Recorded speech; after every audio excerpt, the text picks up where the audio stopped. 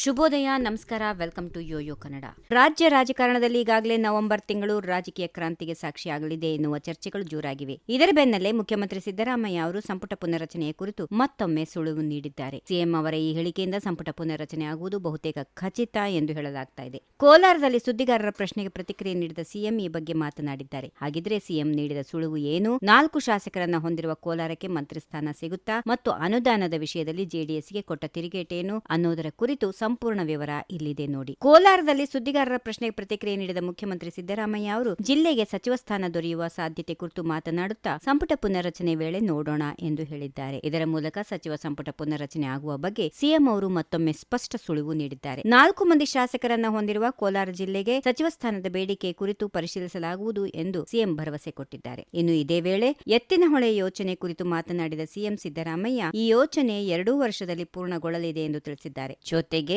ಅನುದಾನ ಬಿಡುಗಡೆ ಕುರಿತು ಜೆಡಿಎಸ್ ಶಾಸಕರೊಬ್ಬರು ನ್ಯಾಯಾಲಯದ ಮೊರೆ ಹೋಗಿರುವ ವಿಷಯದ ಬಗ್ಗೆ ಪ್ರತಿಕ್ರಿಯೆ ನೀಡಿದ ಸಿಎಂ ಜೆಡಿಎಸ್ಗೆ ಖಡಕ್ ತಿರುಗೇಟು ನೀಡಿದ್ದಾರೆ. ಇದೇ ವೇಳೆ ಸಿಎಂ ಸಿದ್ದರಾಮಯ್ಯ ಕುಮಾರಸ್ವಾಮಿ ಅವರ ಮಿಶ್ರ ಸರ್ಕಾರದ ಆಡಳಿತಾವಧಿಯನ್ನ ನೆನಪಿಸಿದರು. ಜೆಡಿಎಸ್ನವರು ಎಷ್ಟು ಅನುದಾನ ನೀಡಿದ್ದರು, ಅವರು ಸಿಎಂ ಆಗಿದ್ದಾಗ ರಮೇಶ್ ಕುಮಾರ್ ಅವರ ಶ್ರೀನಿವಾಸಪುರ ಕ್ಷೇತ್ರಕ್ಕೆ ಎಷ್ಟು ಅನುದಾನ ಕೊಟ್ಟಿದ್ದರು ಎಂದು ಪ್ರಶ್ನಿಸುವ ಮೂಲಕ ವಿರೋಧ ಪಕ್ಷದ ಹೇಳಿಕೆಗಳಿಗೆ ತಿರುಗೇಟು ನೀಡಿದರು. ಒಟ್ಟಿನಲ್ಲಿ ಸಿಎಂ ನೀಡಿರುವ ಸಂಪುಟ ಪುನರ್ರಚನೆಯ ಸುಳಿವು ರಾಜ್ಯ ರಾಜಕೀಯದಲ್ಲಿ ಮತ್ತಷ್ಟು ಕುತೂಹಲಕ್ಕೆ ಕಾರಣವಾಗಿದೆ. If you like this video, ಬೇಗ ಲೈಕ್ ಮಾಡಿ, ಕಾಮೆಂಟ್ ಮಾಡಿ, ಶೇರ್ ಮಾಡಿ ಹಾಗೂ ಯೋಯೋ ಟಿವಿ ಕನ್ನಡವನ್ನು ಸಬ್ಸ್ಕ್ರೈಬ್ ಮಾಡಿ.